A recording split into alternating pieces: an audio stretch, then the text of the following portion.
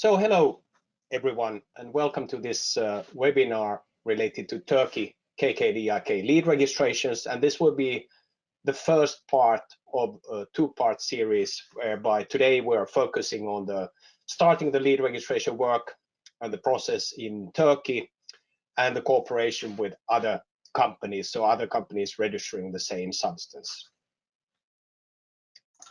So today we have two presenters, myself, Frederik Johanson. I'm a partner at REACHLaw, head of sales, have been working with EU REACH topics for almost 20 years, not quite, but like 18 years, and then five or more years with Turkey-related chemical regulatory topics. I'm a chemical engineer by background, and I've been working at REACHLaw since 2010. Sibel, please, if you can introduce yourself. Hello everyone, my name is Sibel Kilic. I'm working at REACHLaw Turkey as a regulatory affairs manager, and I live in Istanbul. I am a chemist as a background, and I hold a PhD in organic chemistry. In my career, I have been involved in many chemical management related projects for more than 10 years.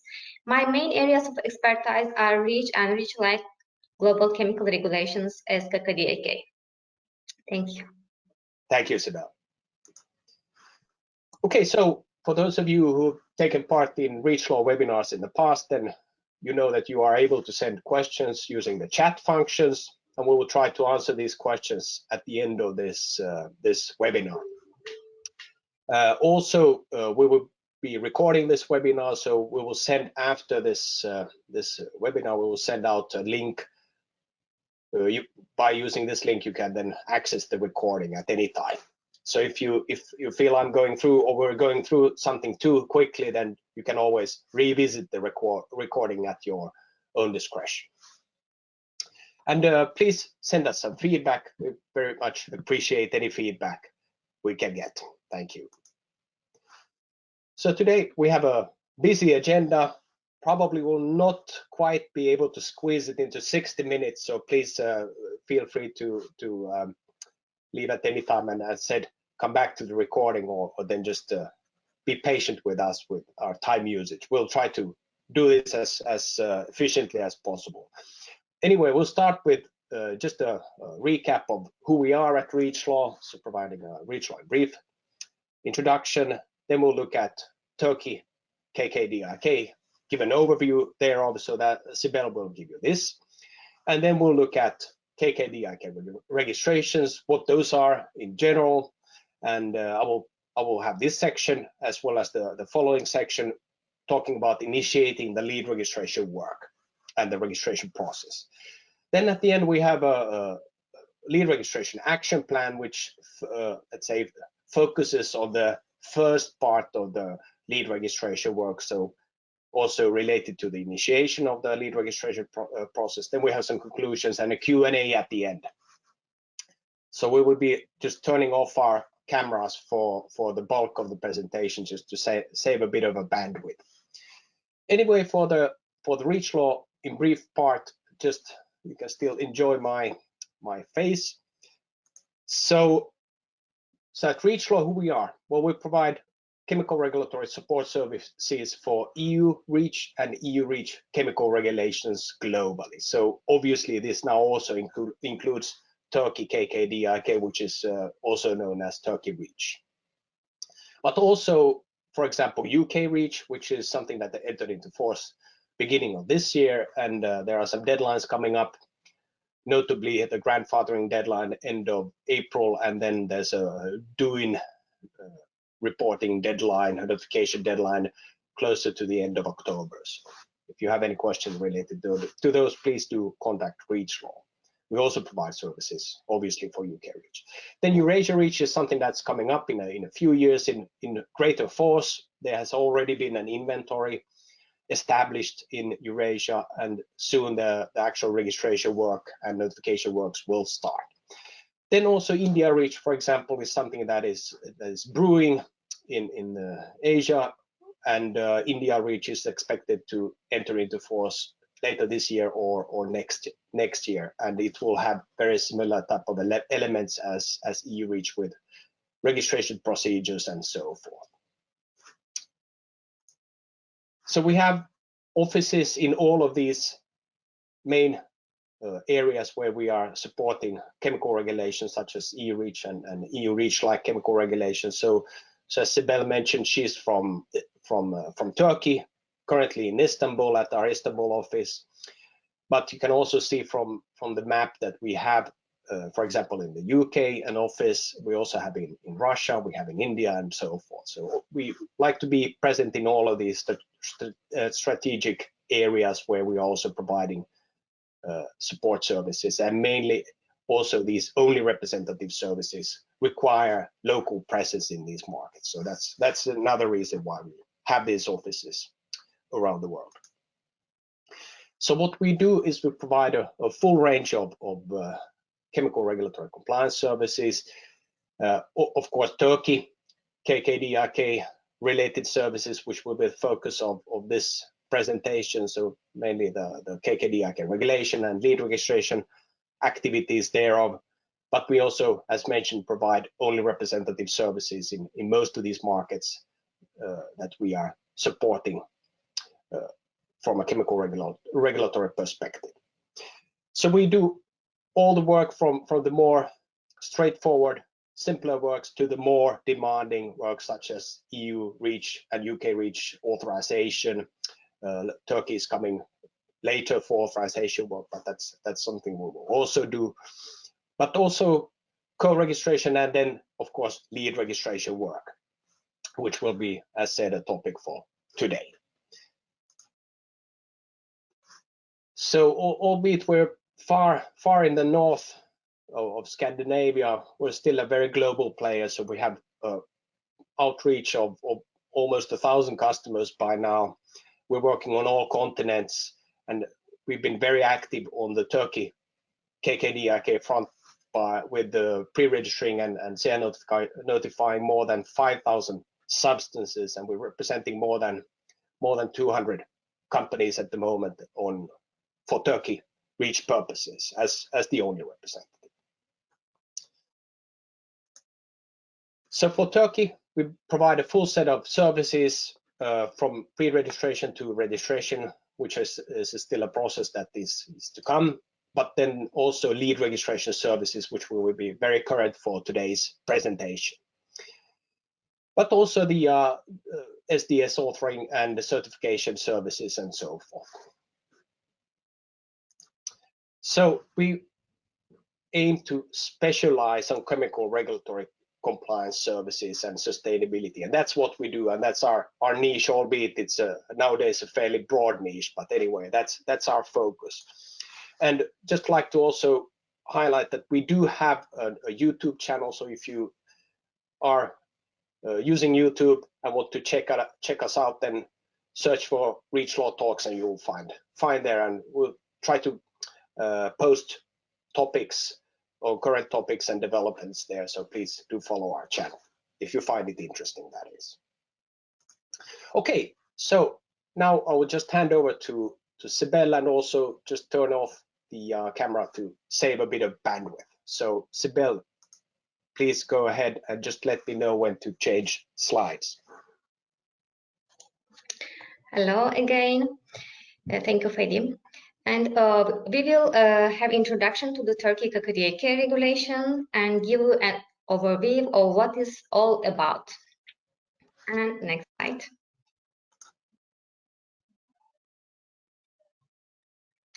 KKDIK regulation is actually been in force since 2017 already. So there are certain transition provisions that apply, such as the pre-registration phase will end and then the registration phase. We will look at this in more detail during the next slides. So the KKDIK acronym comes from the translated into English as a regulation on chemical registration, evaluation, authorization, and restriction. So very similar to the REACH acronym, obviously, it's in Turkish. That's where the KKDIK comes from. For your information, that the counterpart of the authority side is the Ministry of Environment and Urbanization. The Turkish KKDIK regulation is a long regulation because it's actually 100% copy of the EU REACH regulation and translated obviously the Turkish language with some additional amendments to suit the Turkish markets and the timelines. And the next slide. So the basic requirements are, as with the EU REACH, the requirements to pre-register and register substances manufactured in or imported into Turkey at 1 ton or more per year. So there is the same requirement saying that no data, no markets, which essentially means that if you don't provide the information about your substances, in other words, register your substances with the information requirements, you will not have a market in Turkey. So this is again very similar and actually the same wording given in the EU text and translated into Turkey. And next.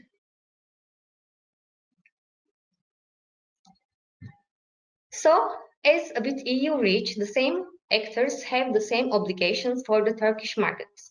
So manufacturers of the substances and importers of the substances as such or as a part of the mixtures in Turkey will have the highest KKDIK obligations, implications, meaning the highest requirements for compliance.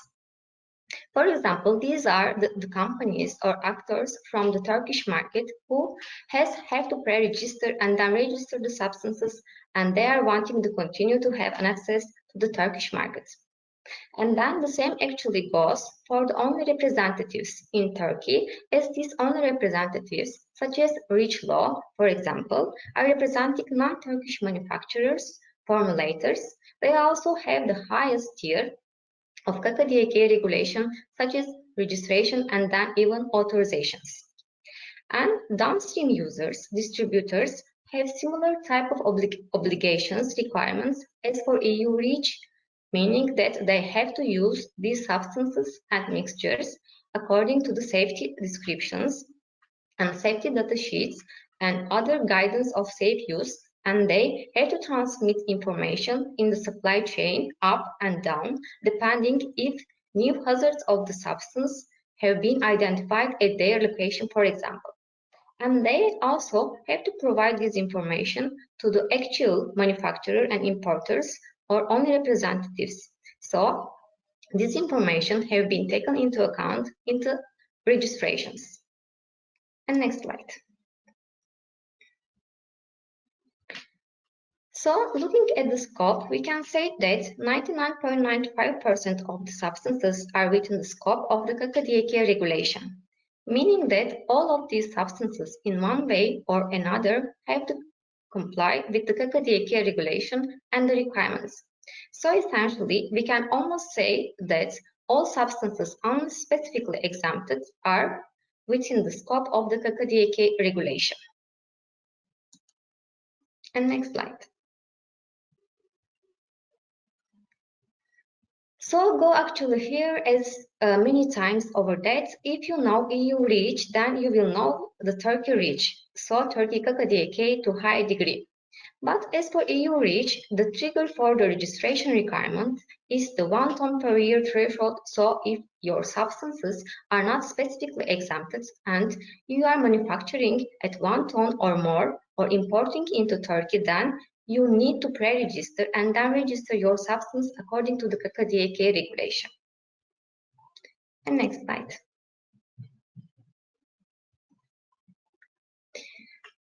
So the pre-registration window has already been in place since the KKDIK regulation entered into force in 2017. And then the deadline for pre-registering substances that were on the Turkish market before end of the last year was 31st of December 2020. Later on, at the end of the last year, the Ministry of Environment and Urbanization published the announcement in the authority website indicating that the pre-registration function in the KKS IT system will continue operating also after 31st of December 2020. This announcement was indicating that after the pre-registration deadline, not only the late pre-registration, but also the pre-registrations will be possible. Nevertheless, by the announcement, the Ministry of Environment and Urbanization also highly recommends companies that won't be able to pre-register their substances by the deadline to pre-register as soon as possible. And next slide.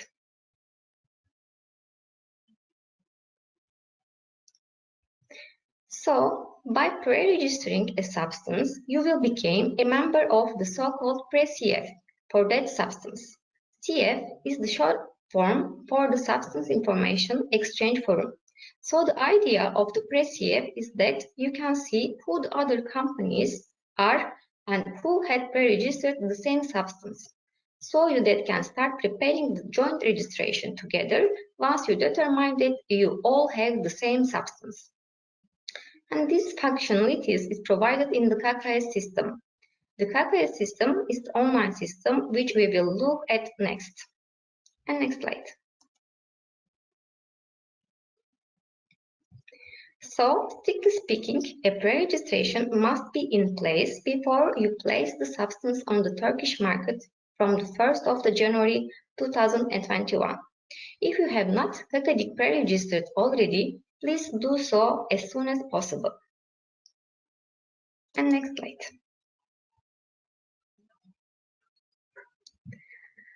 So, looking at the only representatives, the companies who are not based in Turkey, meaning the companies who are manufacturers or formulators outside Turkey, could appoint an only representative. Article 9 in KKDIK regulation is essentially identical in Article 8 in EU REACH regulation, which stipulates the requirements for only representatives. It basically provides the possibility for, as mentioned, non-Turkish manufacturer or formulators to assign an only representative to take care on these KKDIK importer obligations. It is important to understand that it has to either a non-Turkish manufacturer or non-Turkish formulator who appoints this only representative. So, no one else can appoint an only representative in Turkey for KKDIK purposes than this. This only representative can then take care on pre-registration, registration. They can also submit P-board notification and later on can take care on authorization in certain cases. These only representatives has to be natural or legal person resident in Turkey, so essentially company based in Turkey, such as REACHLaw Turkey. And this only representative must also have sufficient background in the practical handling of substances and the information related to them. So what this means is that they have to have the competence to handle KKDIK compliance. And next slide.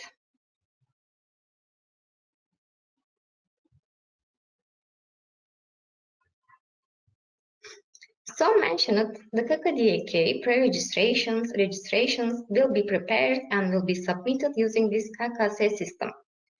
The translation means Chemical Registration System, and as short, this is KKS.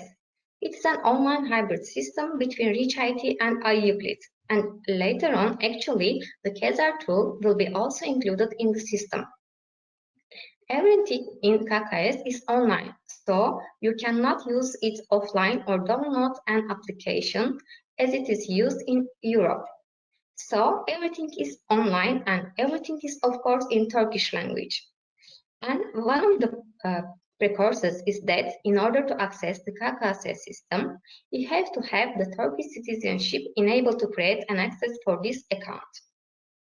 Anyway, all KKDIK dossiers, pre-registrations, registrations, inquiries, authorizations, and P-board, etc., as well as the SAE notifications are submitted using this KKS system. So you can access the KKS system by using this link below, but at first the account in ECDS is required, then you can access the KKS. And next.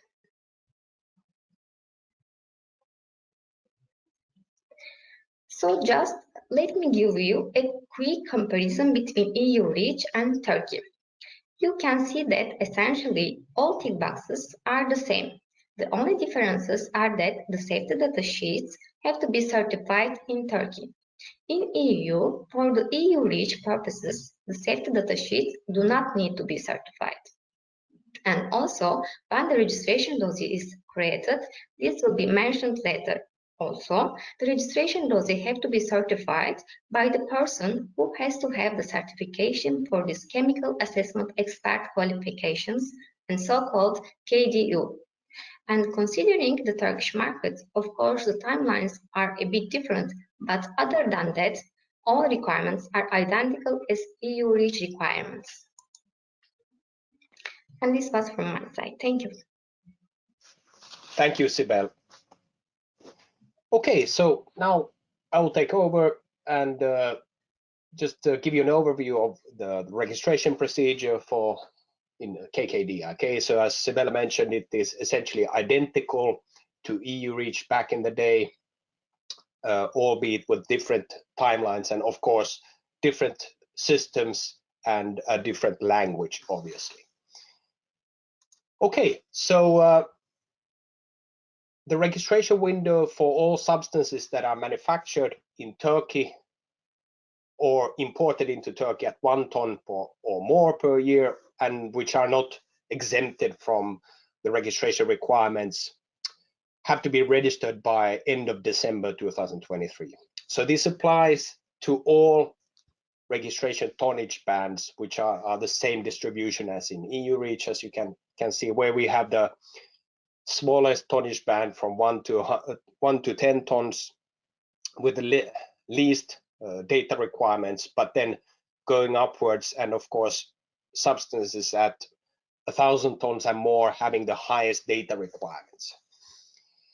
So the registration types are also the same as for EU REACH, meaning that either you have a full substance, which is the default substance, if you will, but then you can also, if you are located in Turkey and you are manufacturing an intermediate, which is on-site isolated and under strictly controlled conditions, then you can utilize this on-site isolated intermediate type of a registration. The registration data requirements are obviously much less, and as are the registration fees. Then if you are either in Turkey manufacturing an isolated intermediate under strictly controlled conditions, but you are transporting it off-site, or if you are located outside of Turkey and you are also manufacturing and supplying an isolated intermediate to the Turkish market under strictly controlled conditions, then you can also benefit from this type of registration, which also has less data requirements than the full substance, as well as a lower registration fee to the Ministry of Environment and Urbanization. And as Sibel already mentioned, everything needs to obviously be submitted in Turkish language using the KKS system. So this just goes to show visually the registration timeline. So unlike EU REACH back in the day, each tonnage band in Turkey will have the same registration deadline. So this means that even though if you are registering 1 ton per year, you will have the same, essentially the same deadline as the 1,000 ton and more substances. And what this means is also that all of the work will be done in parallel, meaning that as all registrations have the same deadline, all the data and all joint registration activities happen at the same time for all tonnage bands. So this is distinctly different from EU REACH or from UK REACH, as an example. And as Sibel also mentioned, the pre-registration phase, so to speak, has been extended and still continues until end of 2023 also. So the data requirements, will not go into the details here, but the data requirements are the same. And as we go higher in the tonnage bands, the more data requirements are needed. So for the highest tonnage band substances, we also need to provide, for example, Annex 9 and Annex 10 data. But then for 10 tons and more per year substances, you also have to provide a chemical safety report. And if it's a hazardous substance, then you also have to provide exposure scenarios. As mentioned, intermediates under strictly controlled conditions have much lesser data requirements. These are not depicted in this table. Starting from 1st of January 2024, so after the registration deadline, all substances on the Turkish market will have to go through the inquiry procedure before being registered on the Turkish market. This means that you have to have an inquiry done and a registration done before you can start placing a substance on the Turkish market at 1 ton or more. If you haven't registered, obviously, beforehand as part of the registration deadline, as was shown previously. So this essentially from 1st of January 2024, the same approach applies as in EU for EU REACH purposes. In Turkey, also now we're going into the lead registration part a bit more. So the joint submission concept applies. So it means that all registrants of the same substance have to cooperate in a joint submission of the substance. So essentially prepare all the data that is required for the registration, depending on the tonnage bands of the registrants for the substance, and submit the lead registration. And then all the other registrants who are not the lead registrant will need to submit their member registrations, or as I like to call it, and we like to call it at REACHLaw, we call it co-registrations. So all of these together form a joint submission, are part of the same joint submission. Individual submissions will not, based on correct information, not be possible without explicit permission then from the Ministry of Environment and Urbanization. However, opt-outs will be possible in the same manner as they are possible for EU REACH purposes, for example.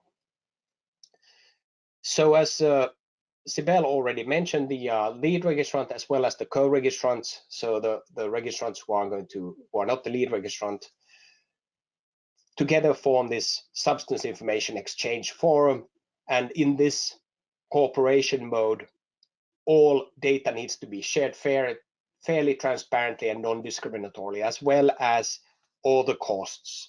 So here it becomes important for the lead registrant to be aware that from day one, when you take up the lead registrant position, you should already start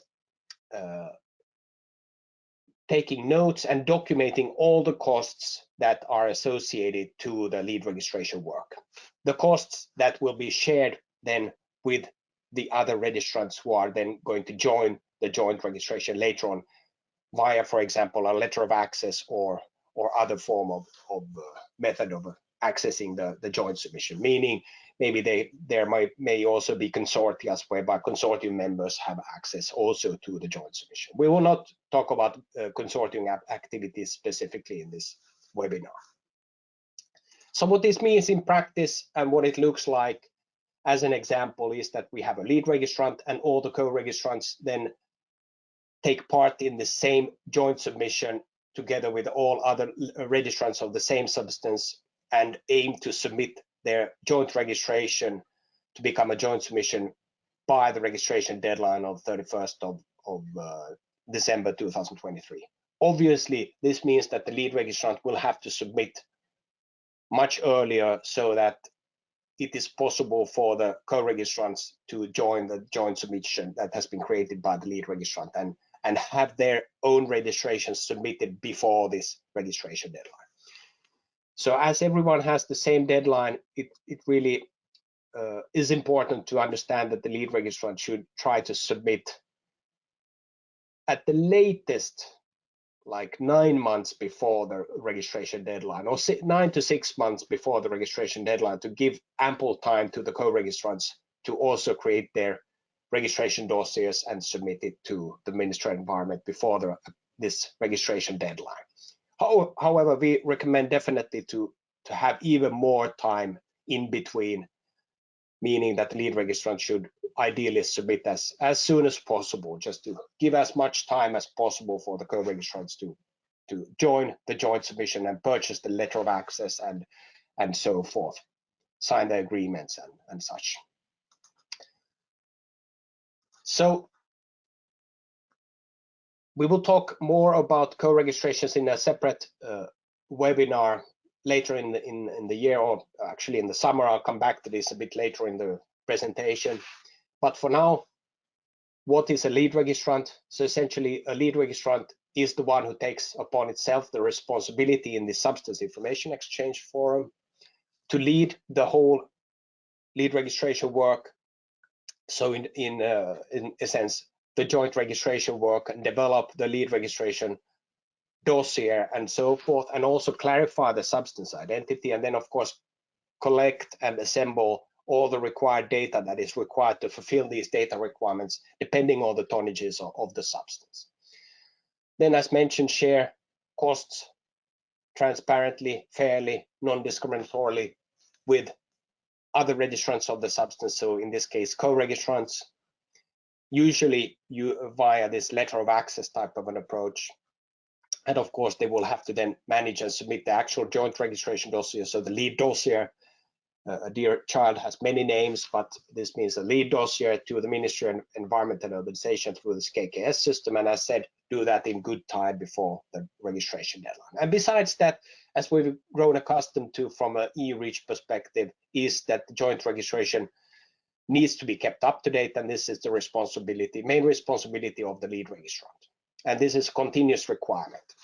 And besides that, obviously keep records and communicate with authorities where need be.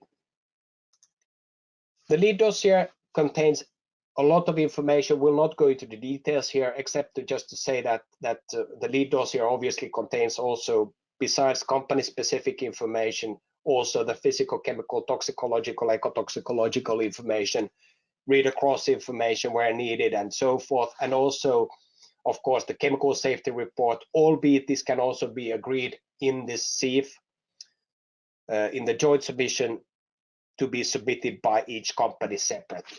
But this is something that needs to be discussed in and during this lead registration work. Then also the classification and labeling information is something that is included in the lead dossier, whilst then in the co-registration dossiers, most of this information is not included. So you can see that the lead registration dossier essentially contains the full set of information pertaining to the properties of the substance and the hazards of the substance, as well as the let's say, exposure scenarios and guidance of safe use information, essentially. And if needed, then there can be further testing proposals also included in the lead dossier, as well as appendices, including, for example, strictly controlled conditions, appendix documents, and such. But once this is ready, then the lead registrant submits this lead dossier to the Ministry of Environment and Urbanization through the KKS system. Then on the other hand, if we look at the co-registrant, who are those and what are they responsible for? Well, they're obviously responsible for their own registration, unlike the lead registrant, who is responsible for the submitting the joint information on behalf of all the registrants. The co-registrant is essentially only responsible for his own registration. Beyond that, of course, the co-registrant need to cooperate for the purpose of getting access to the joint submission via a letter of access, for example. They need to agree on the substance identity and, of course, share data as well as share costs. And, of course, then submit the co-registration dossier by the registration deadline, and also keep their own dossier up to date, as well as keep records and communicate with authorities where need be. And if we look at what is included in the co-registration dossier, you can see that it is significantly less, albeit in some cases certain information may be also agreed to be submitted by the co-registrant. So in this case, information that is always submitted by the co-registrants is the substance identity information and company-specific information, such as tonnage bands, use information, company information, type of activities, manufacture, import, only representative, and also own analytical information, which is important. But on top of that, they may also need to submit guidance of safe use, and can submit this, and also the chemical safety report, if so agreed to, for example, with the lead registrant in the SIEF together with other registrants. And then, of course, the appendices. And once this is done, submit the dossier to the Ministry of Environment and Urbanization and using the KKS system, and obviously also pay the registration fees, which we will look at here in the next slide. So as you can see, the registration fees to the Ministry of Environment and Urbanization are significantly smaller than for EU REACH purposes. So you can see that, for example, 1 to 10 ton substances and these transported isolated intermediates and on-site isolated intermediate substances at more than 1 ton, it's only 750 liras, which based on today's exchange rate is around 80 euros. In the EU, that was the minimum fee was this is for a large company. So the minimum fee was like 1,304 euros, if memory serves. Then for higher tonnage bands, the fees increase, albeit these are obviously still significantly lower than EU REACH fees, like 5% or so from the EU REACH fees. So for example, the highest tonnage band fees in the EU are 25,000 plus euros, and here it's around 1,300 euros. The exchange rate is fluctuating quite a lot, so these tend to change a bit over time, but anyway, it will be a lot cheaper than EU REACH registrations. So now let's look at initiating the lead registration process, what it means in practice. So we'll give you an overview of the lead registration process, just for you to understand where we are, what we are covering today in this webinar, and what we will be covering in the next part, so part 2 of this KKDIK lead registration webinar. So we'll look at the lead registration nomination process, we'll look a bit on the SIEF communication, and also on preparing the substance identity profile, because all of these steps essentially lead to the situation where we have the SIEF defined, and from that point on we will then we will cover in the next webinar, which will be held in May. I'll come back to that in a while. But if you just look at an overview of the situation, what happens when you have pre-registered and going from a pre-registration to a registration. So when you submit a pre-registration, if you've done so already, if you've not done so, please do so ASAP, as mentioned by Sibel. You will become a member of a pre-SIEF. So this is a pre-substance information exchange forum, and this pre-registration, as mentioned, is open until end of 2023. In this pre-SIEF, companies then agree on the substance identity. They do a lot of other things also, but they foremostly agree on the substance identity. And once they agree on the substance identity, this pre-SIEF becomes a SIEF. Then also in the SIEF, or they can do it also in the pre-SIEF, members need to elect and select a lead registrant who will then take the responsibility to develop the joint registration and take the work forward and such, as will be discussed in the next slides. So this is part of the SIEF activities. As said, this can also be part of the pre-SIEF activities. And then once this lead registrant is elected, then of course they take the work forward, and then with the aim of course submitting a joint registration well before the deadline, and so that the co-registrants can also submit their own registrations and join the joint submission. So breaking this up into a bit more details, so looking at the lead registration process and actions to take, we try to put it in some sort of a Gantt chart. As you can see on the slide, the whole thing starts with the lead registrant nomination. After that, there will be several actions. Obviously, SIEF communication will be an important task that will go through the whole registration process and beyond.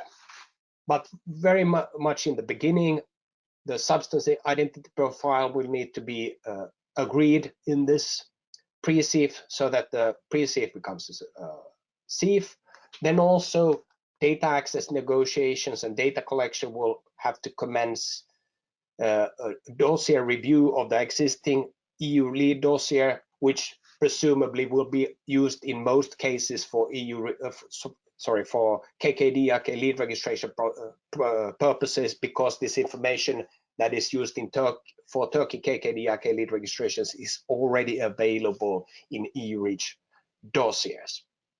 Beyond that, there will be a lot of translation of technical information to Turkish language to be included in the Turkish version of the dossier, of the lead dossier. Then obviously there will be activities to compile the dossier in KKS system, and also of course prepare the chemical safety report and exposure scenarios where applicable based on existing CSRs, or then creating a new CSR using this KSR plugin that will be available later this year in KKS, as Sibel mentioned. Then also, of course, the lead dossier will need to be submitted to the Ministry of Environment and Urbanization. And once this has been done, it is possible to start the practical work of providing letter of access to the co-registrants, who in parallel can then start their own registration procedures. So once everyone has registered, of course, then the work continues in the form of joint registration management and of course lead dossier maintenance, because as mentioned, you are obliged to keep your dossiers and information up to date at all times, and of course manage still the joint submission in the sense that if there are additional companies joining later on, new registrants, then they also have to have the possibility to join the joint submission and so forth. However, today we will not focus on the whole process. We will look at this point 1, 2, and 3 as highlighted here. So SIEF communication on an overview level, because the SIEF communication will be a very important part throughout the whole registration process and beyond. So lead registration nomination, what does that mean in practice? So who should become a lead registrant? Who is a good candidate for lead registration, for becoming a lead registrant? You should select a company that is, let's say, well versed in the requirements when it comes to KKDIK, preferably has also done a EU REACH registration in the past. So, but anyway, you have to have a lead registrant. That is the point here. You have to have a lead registrant to be able to take the registration work forward. And typically companies who want to become lead registrant will express their interest to become a lead registrant in this pre-SIEF. And for those of you who are already active on the Turkish market and have been doing pre-registrations and so forth, you will see that this has already started in earnest beginning of this month, actually. So a lot of activity has already happened when it comes to communicating the intent to become a lead registrant. If there are 2 or more lead registrant candidates, then there needs to be an election carried out essentially to elect the candidate who gets the most votes. So a majority vote applies here also in a democratic process, if you will. There's no formal authority, if you will, for conducting such a voting procedure, albeit it is now possible also in the KKS system, as we will see, to also vote for a lead registrant in cases where there are 2 or more candidates for lead registration. Typically, it's good to, if you nominate or want to become a lead registrant, it's good to provide, when you are communicating by email, provide at least 2 weeks time for the members of the pre-SIEF to to then, or the SIEF, depending on which situation you are in, but in this case we'll talk about pre-SIEF, to cast their vote of support for your case or not. So who can become a good lead registrant is typically a company that is data rich, and I would say the best candidate in many cases would be the EU lead, a company as such, or affiliated through an OR, for example, that is competent, who has been the EU REACH lead registrant, or then has the highest annual volume, or a combination of all of these. But in any case, it has to be a company that is a serious player on the market for this substance, if you will. And of course, also the only representative, if a company has an only representative, this only representative also has to be competent in performing these lead registration tasks. So there, for example, I would say REACHLaw is in a fairly good position now, if you will, to becoming a lead registrant, because we've already worked on more than 100 lead registrations for EU REACH purposes. Sometimes, as mentioned, industry associations also want to become a, let's say, manage the lead registration process, and thus it may be that maybe a lead registrant, a formal lead registrant, will be nominated later on, but this depends very much on the case. I would suspect that there will not be that many Turkey-specific consortia, to be honest. Well, we'll see how that develops. But in any case, if there's no lead registrant, there is no registration, so you have to select the lead registrant to be able to take the lead registration work forward. So the Ministry of Environment announced in January, and then again last month, provided more information on the actual process of declaring yourself as a lead registrant in the KKS IT system. They've stressed in these announcements that the lead registrant must first contact all the companies in the pre-SIEF and get their approval before they can go ahead and do this lead registrant, lead company declaration in the KKS IT system. When they have this support from the pre-SIEF or the SIEF, depending on the case, then this chosen lead registrant company performs this lead company declaration in this, it's called a SIEF inquiry section in the KKS IT system by selecting essentially a function called I'm the lead company for this substance.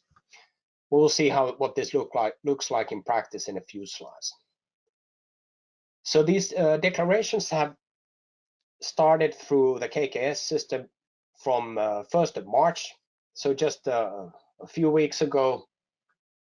And also, as of 1st of March, the Ministry of Environment and Urbanization has implemented a lead registration voting system in the KKS, as mentioned. So this voting system is not mandatory to use, but if deemed necessary, the ministry may then request a voting or apply the results of a voting, depending on the case. So if there is a system created, then why not use it, unless there are some issues. It is possible still to, if someone has declared themselves as a lead in this IT system in KKS, it is still possible to change this, but it's a manual process. You have to then contact the Ministry of Environment and Urbanization and provide justifications as to why the company who made this declaration would not be suitable as a lead registrant and so forth. And of course, in this case, you would also have to have the backing of the majority of the pre-SIEF. So at the bottom, you can actually see the links to these announcements, albeit of course in Turkish language, if you want to have a look. So the work starts essentially, as mentioned, by sending out an email message to all the pre-SIEF members for the same substance. On the right-hand side, you can see an example of a pre-SIEF communication that we typically use, for example, at REACHLaw. This is also provided in a bilingual version, so it's both in Turkish and in English, so that everyone can understand understand the context of this email, obviously. And the default language is obviously Turkish, so it will at least have to be in the Turkish language. And how you can get the list of pre-SIEF members, we'll show you that in the next slide. And and if there are no objections to this company becoming a lead registrant, for example, within 2 weeks, can also be a longer duration, then this company can take this lead registrant position and make the declaration in the KKS system as mentioned earlier. If there are objections or if there are more candidates than one, then you need to agree on who becomes the lead registrant and as a last resort perform a voting. And you can use this functionality in the KKS system for that. And I would almost recommend using that, because I think that's if it's developed for this purpose, then I would say it's a strong signal to also use the system. And just be aware that if you wanted to become a lead and for some reason another company has received more votes to become the lead registrant, then of course you will no longer become a lead and you will just become a normal co-registrant. But in any case, of course, you will get your substance registered. So this is what it looks like in the pre-SIEF if you look at the contact details. So you can actually utilize a download function, so you can download the contacts, pre-SIEF contacts as an Excel file directly from the KKS system for easy then creating email lists and contacting these companies. So what the lead registrant declaration looks like in the KKS system in practice is as follows. So you can select to become a lead registrant company and look at the candidates using the green button, or then if you want to do the declaration already, then you select the red button saying that I'm the lead company. It's good to know that certain information about your company will be made visible to other companies if you declare yourself as a lead company, such as your tonnage band and such information.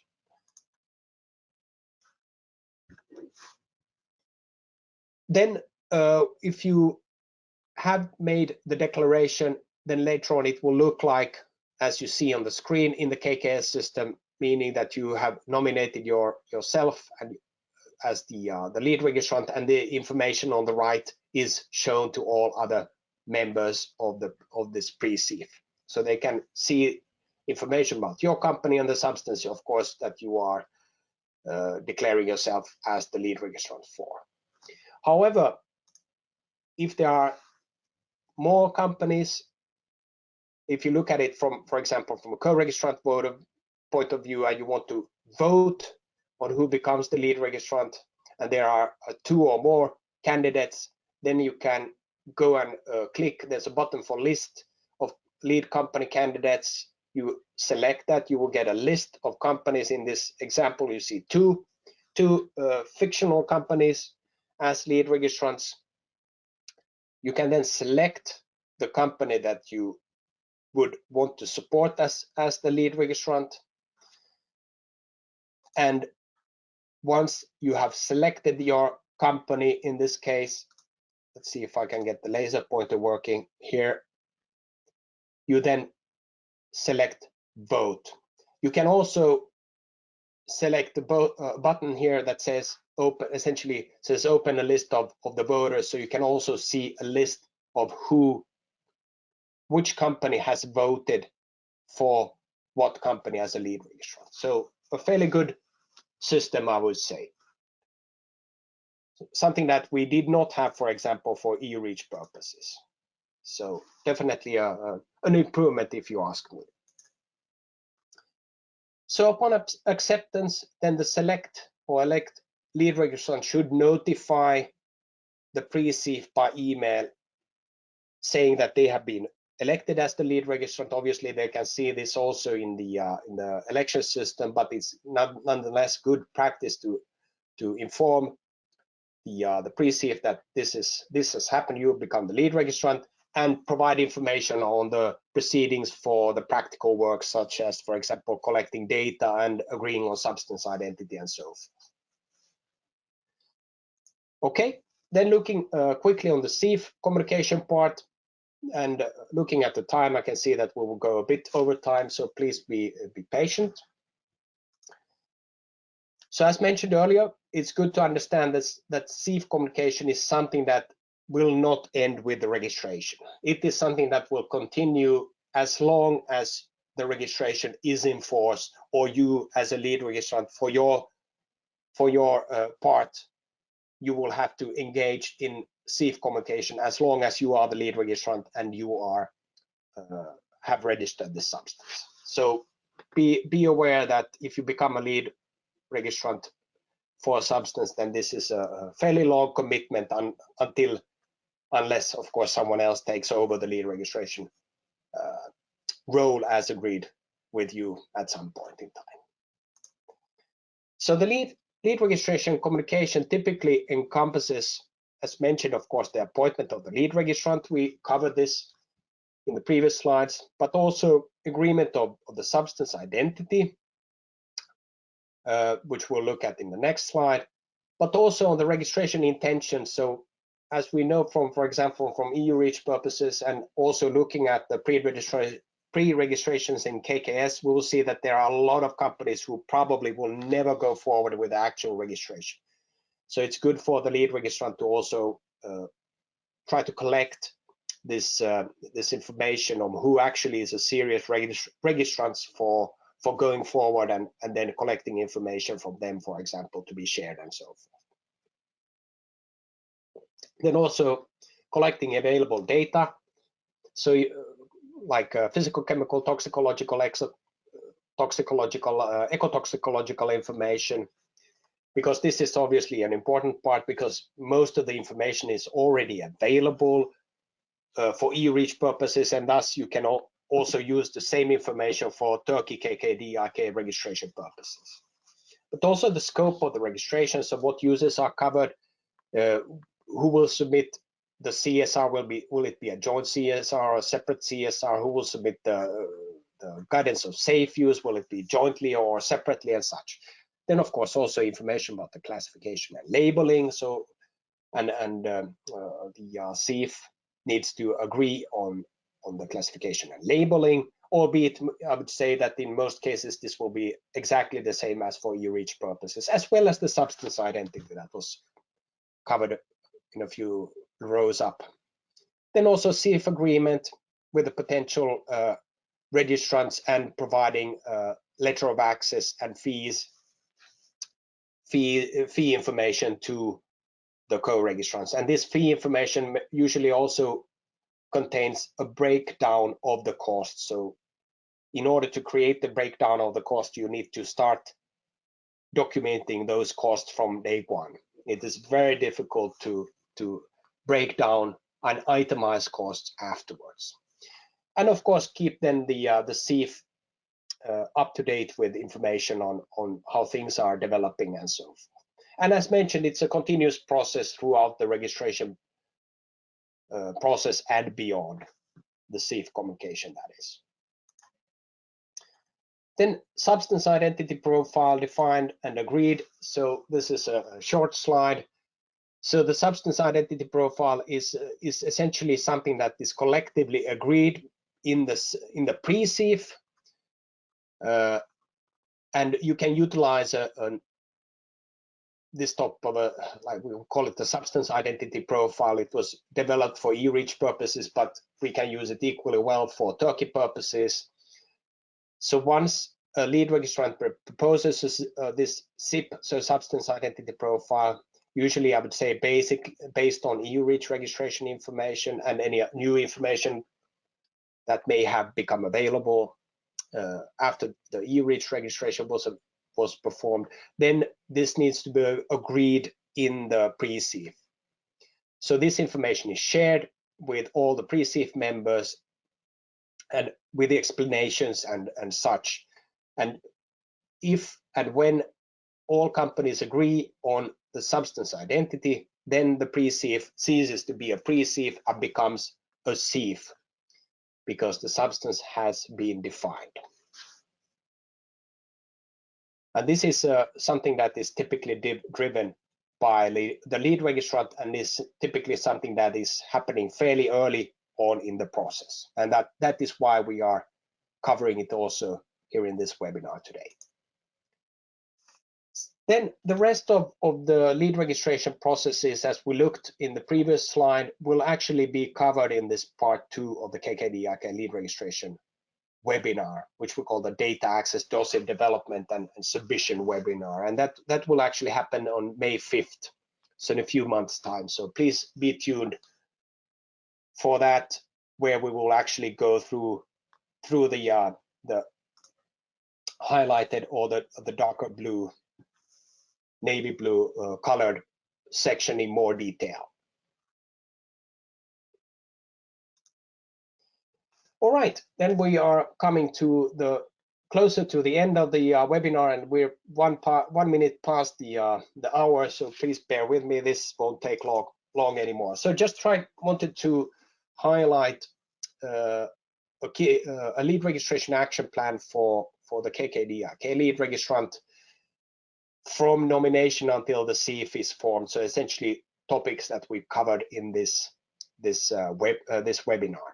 So of course, first a holistic comment, if you will, and let's say advice is of course to determine what resources you have available, and do you need additional resources to become a lead registrant for KKDIK purposes. And of course, it's possible to get help early on in the process if you can't do it alone, such, for example, through REACHLaw, for example.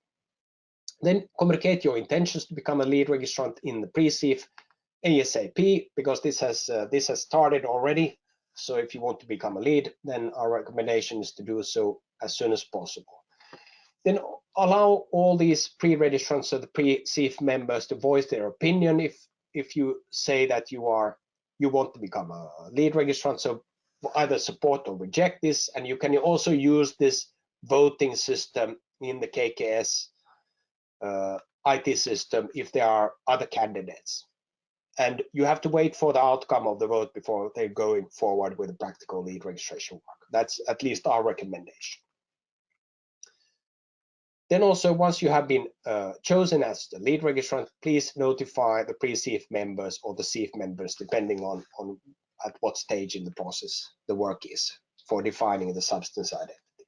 And then start with the joint registration work rather sooner than later, because likely the administrative workload can be quite high due to utilizing existing data to a high degree, meaning EU REACH data. And also start with the substance sameness discussions and agree on the substance identity profile within the pre-SIEF as soon as possible, so that the SIEF can be formed.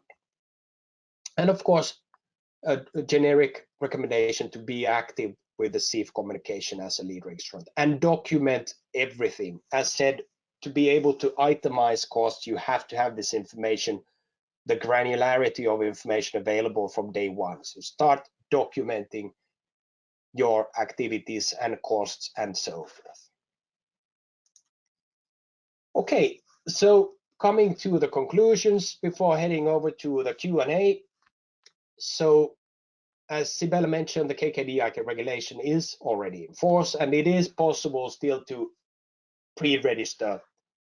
If you have not done so, do this as soon as possible. And the registration phase has started already. It started from 1st of January this year, and it will continue until end of December 2023, by which time all substances on the Turkish market at 1 ton or more need to be KKDIK registered, unless, of course, exempted from KKDIK as a whole or just from the registration process. A joint submission must have a lead registrant, and every registrant, the other registrants, the co-registrants, must become a member of this joint submission.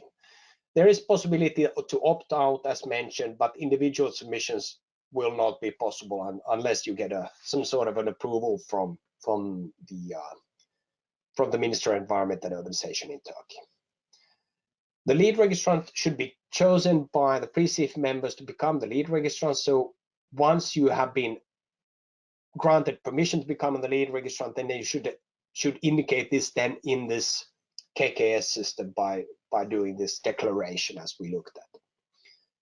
And it's very important to choose a reliable and trustworthy lead registrant who has preferably done the work, similar type of work in the past, so they know what they are doing essentially. So for example, REACHLaw, for where we've done more than 100 EU-REACH lead registrations already.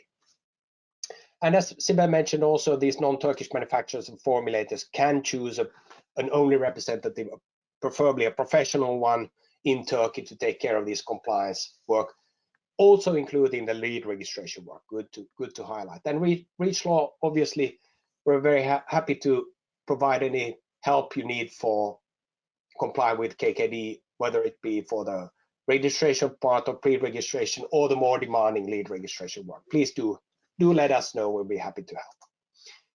And just wanted to highlight before going over to the Q&A, just the next Turkey chemical regulatory webinars that we are having. As mentioned, the part 2 of the lead registration series is happening on the 5th of May, where we look at data access, dossier development, and submission. So going into the practical work in working with the dossier, and the biggest hurdle being data access likely. So we'll cover those.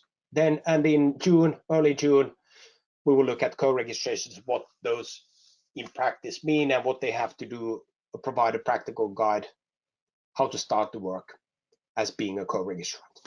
So please head over to our events page if you have not registered to these by, for example, receiving this email, webinar email earlier. Okay, so now 7 minutes past the hour, we'll try to conclude with a Q&A as fairly rapidly. So just give me a few minutes to look at the questions, or a minute to look at the questions, and I'll just come back to you in just a second.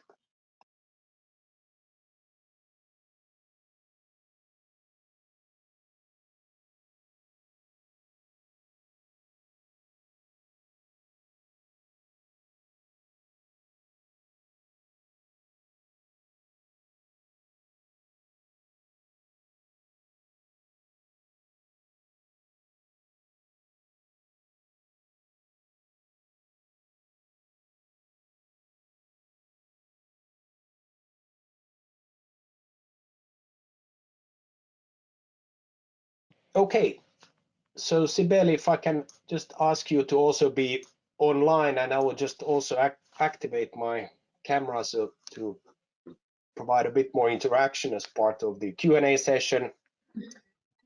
So there's one question on, for example, we have pre-registrations in place and we are receiving emails from an email from the potential lead registrant. In many cases, we agree with the proposal. Will we be requested to confirm this in the KKS system? So you can confirm if they've initiated the vote in the KKS system, but typically I would say that they are also asking you to confirm by email, or at least stating that if you don't say anything, then that you are accepting them as a lead registrant.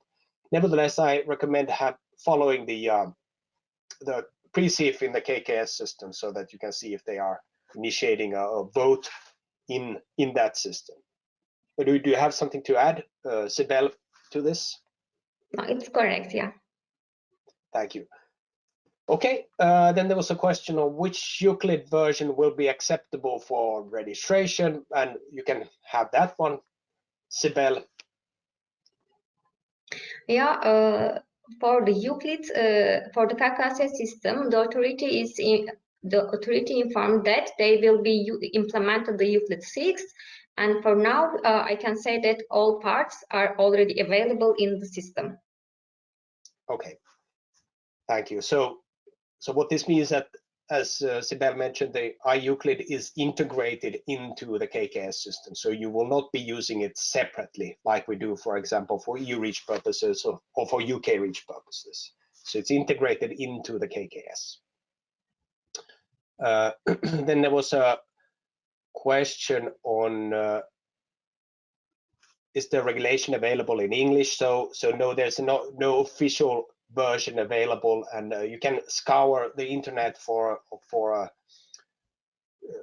a translation, but you may find one. But there has been some service providers providing an unofficial translation of the text, but this is something that unfortunately we cannot share because it's I guess IPR to some degree by this service provider. But try to find it on the web, and you can of course always use the Google Translate, which is fairly okay, to be honest. Then let's see. Then there was a question, or maybe a comment, that we heard that the pre-registration was postponed to middle of 2021 due to COVID. So is that true? So that so as Sibel mentioned in her presentation, the Ministry of Environment and Urbanization communicated at the end of last year that the pre-registration phase just continues until end of 2023. I guess the reason behind that was that there was probably not as much turnout for pre-registrations as expected.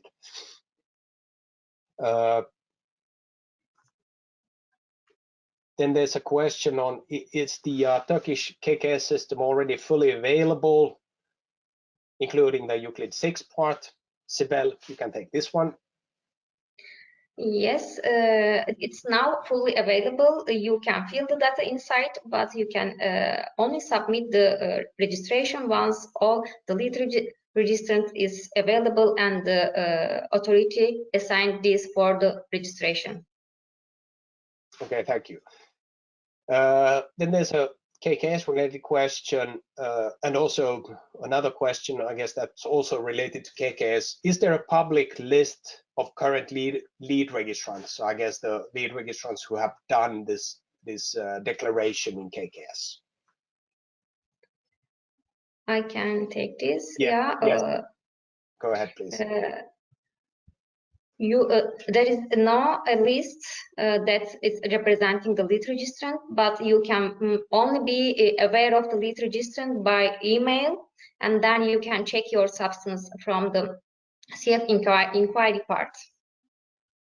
Yes, thank you. Then there was also, I guess, a more technical question. Does the KKS system send out emails when new messages are available, like REACH system does? Again, Sibel, to you. The KKS system is sending messages only when it's a general, but not for the substance based. It's not for the lead registrant based. Yes. I can say not same as the REACH IT. Okay, thank you. Then a very good question. What happens if no one volunteers as the lead registrant? So as mentioned in the presentation, someone always has to become the lead registrant, or then you just cease manufacture, use, import into Turkey of this substance at 1 ton or more annually. Someone always has to become the lead registrant. So I think in this case, if everyone is reluctant to become a lead registrant, then you could, for example, check who is least reluctant to become the lead registrant and just try to persuade that company to become the lead registrant. And as said, usually companies do not want to become lead registrant because they fear the costs, fear the burden, the technical burden and communications and such, but this is something that can be outsourced to competent service providers such as REACHLaw. So I'd just like to also highlight that the lead registrants do not stand for all costs of the lead registration work. The cost is shared between the registrants. So necessarily becoming a lead registrant does not entail that you have to put out more money for this process. Just wanted to highlight that. Then there, any advice on substance data and communication management? Does REACH have specific tools available, for instance, to transfer EU REACH data to KKDIK registration dossiers. So no, at least at the moment, there are no tools for migrating, if you will, EU REACH data into KKS. It's manual work at the moment. I don't expect there to be any APIs for doing this. Or have you heard anything, Sibel, on this? Very technical. No, yeah, correct. It's manual work. Yeah. Yeah. Yes. Okay. Then I guess the last question: how should the data access to EU REACH be priced? Any models or recommendations? And this is a very good question. Again, there are no models, except that you can use obviously same type of an approach as for EU REACH for sharing data, albeit keep in mind that of course Turkey is a smaller market than EU, and likely much more price sensitive. So there are no requirements for fairness, transparency, non-discriminatory activities when it comes to data from the EU to Turkey. These rules apply inside of EU and inside of Turkey for KKDIK, but not the cross-border data sharing. I know of several cases where these lead registrants and the consortia are extending the validity of letter of accesses to also cover, besides EU REACH, also EU REACH-like chemical regulations globally, such as, for example, KKDIK. So it's a case-dependent situation, and as said, the data owners can essentially ask for anything, but of course, this is a matter of negotiation. So there is no silver bullet, there is no direct formula for doing this. Just try to negotiate as well as possible to get this access to data. And of course, if you do not get access to data at the end of the day, you will have to generate this data again, which I would assume will be a lot more expensive than just purchasing the right to use this data for KKDIK lead registration purpose. But this is something that we will discuss more in part 2 of the webinar series of this KKDIK lead registrations. So I think as we are already way past over time, I will just call it there, and just like to thank you for participating. And just let me get my presentation back online. So thank you very much for your attention and for attending this webinar. And as said in the beginning, we will be sharing a recording to this webinar within a few days, so you can have a look at it again. And of course, thank you very much, Sibel, for your support for this webinar. And I wish you all attendees, and of course, Sibel, also a very nice day. And please stay safe.